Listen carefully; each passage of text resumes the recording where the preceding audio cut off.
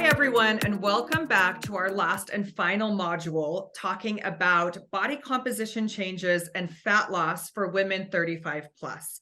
Today, we are talking about fitness and what types of fitness are best for body composition changes and proper fat loss. So I'm here with my business partner again, Dr. Tony Bataji, who will be answering these questions. Tony? When we think exercise, we often view exercise through the lens of sports. And our sports is really unidirectional. You swim, you run, you bike ride, you might be a triathlete and do all three, but they're all three of the same kinds of exercise. They're all aerobic endurance. Then you'll step into the gym and you walk into the weights room, and then there'll be people who just lift weights and they do nothing else. Now, both of these camps tend to stay in the camp because it's very personality driven. And these people don't like these, and these people don't like these. But the truth is, for body composition, we need to marry these two. We need to embrace aerobic endurance training, which comes in a number of forms. And we also need to prioritize resistance training. Now, why do we need both and we can't just use one? The reasons for this is that no two types of exercise can do everything. When we perform aerobic-based endurance exercise, it has the primary ability to affect our heart, our blood flow, and the blood oxygen absorption inside the muscle. It doesn't have a profound effect on our muscle mass. It doesn't have a profound effect on our bone mineral density. But what it does really well is work on our heart health and its absorption of blood and oxygen inside the muscle, which is mitochondrial or metabolic health.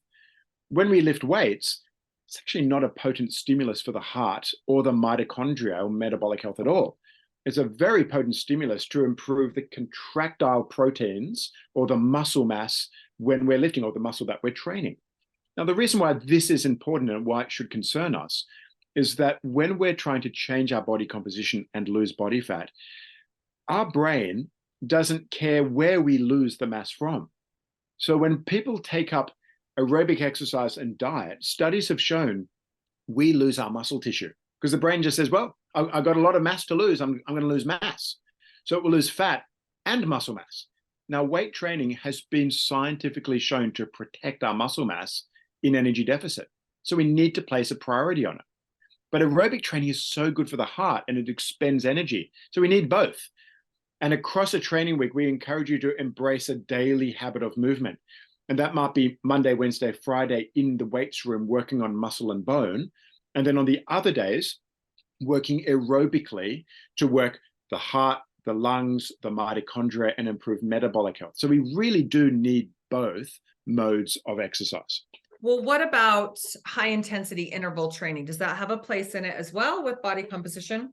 It most certainly does. The question, again, is what is high intensity interval training doing differently to lower intensity steady state work that you could conceivably carry out for an extended period of time and carry out a conversation so it is lower intensity? Well, when you're exercising at low intensities, you're primarily using your slow twitch or type 1 muscle fibers. Studies have shown that recovery after these sessions is very fast, within several hours. After high intensity interval training, there is a greater use of your fast twitch fibers and a more protracted or delayed recovery. But it works your heart a whole lot more because it's beating a whole lot faster. Now, this has led experts in exercise physiology to think, well, perhaps there should be a time distribution difference, because you do need both. You do need to stress the heart, but we need to be mindful that it's going to impair your recovery for everything else in the week. So do you need to do it as much as everything else? And the resounding data shows that it doesn't take much time investment to get the most out of interval training, whereas it takes a lot longer to get the benefits from low intensity steady state. So that would mean across a training week, you might devote several hours across that week to doing moderate intensity, low intensity, steady state aerobic training, but only a total of maybe half an hour or tops of interval training. And that could be at the end of an aerobic session, or it can be a dedicated session, but it does not need the same time investment. But all those three modes are all helpful to achieving improved body composition, but they're all doing something very different. So it's not a question of which is better. It's all different and all must be included. Okay, so final question here. Since we are speaking with women 35 plus, we talk about strength training here and how it helps and assists with body composition. But what happens? Do we start to lose muscle as we age? And if so, is there a specific age that that starts to happen? Muscle mass peaks at around age 25 due to just the natural age of muscle, but also the hormonal environment that's going on inside muscle. Then essentially our muscle mass and our strength and our power, which are all ways of looking at muscle health, basically flatline or slightly trend down, but nothing worth really discussing until about 45 to 50.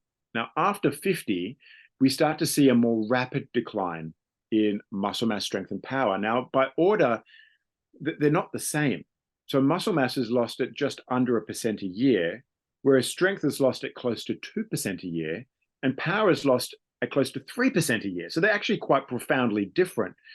And training with weights is the only way to stop that decline in muscle strength and power that is actually occurring at quite disparate levels over the years. And it speaks to the fact that one is just purely muscular, muscle mass, and the other is the brain activating muscle tissue, which is neuromuscular, which is power. So we need all these forms of training that allow us to develop power, strength, and muscle mass as we age. Now, one final point, Haley, is that we actually, although the data shows muscle mass and strength and power going like this, it doesn't happen in a linear fashion. It happens in what are called moments of catabolic crisis. That's what scientists call it. In simple languages, you get sick, you get injured, you get busy, you go on holidays, you stop training. And now as soon as you stop using muscle, you lose it. That's just how it goes. Studies are very clear on this. So we're actually not losing it in a linear fashion. We lose it in moments of inactivity, which sickness, holidays, and so forth. That's why we are such advocates of encouraging a daily movement approach, because it's the movement that protects the muscle mass as we age. Okay, final question here, because this is the myth that will not die. If women are in a calorie deficit, so they're eating less than they're consuming, and they're lifting weights, and they're new to lifting weights, are they going to get bulky? Do women build muscle crazy fast? Okay, well, let's have a look at what happens when we lift weights. As we lose muscle strength and power, we remember that there's two phenomena going on. One is the brain to muscle switching it on, which is neuromuscular. And then the other is just pure muscle itself. When we are new to weight training, for the first 10 or so weeks, could be 12 weeks, all the improvement that we have in getting stronger, because you will get stronger, in leaps and bounds, you'll get stronger.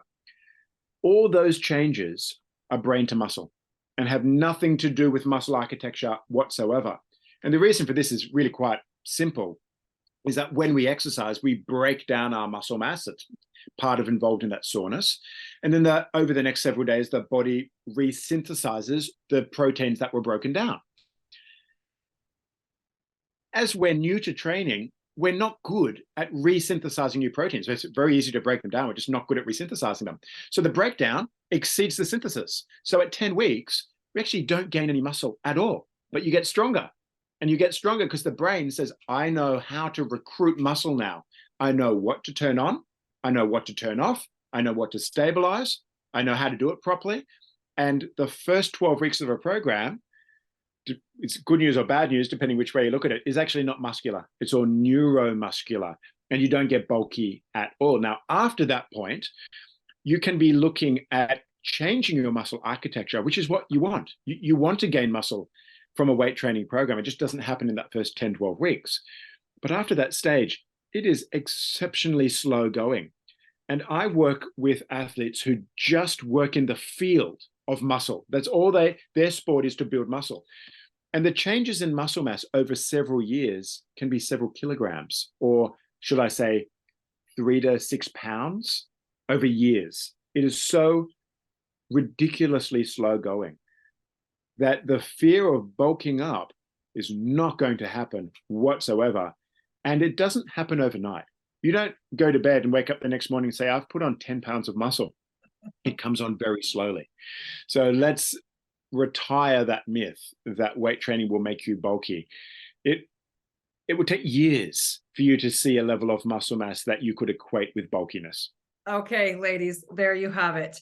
And that wraps up our last and final module on all things fat loss and body composition changes for women 35 plus. We are so grateful that you have joined us. And if you are looking for more information, you can visit my website, HaleyHappensFitness.com, to find out about our fat loss and nutrition courses that are offered semi-annually. Thanks so much for joining us.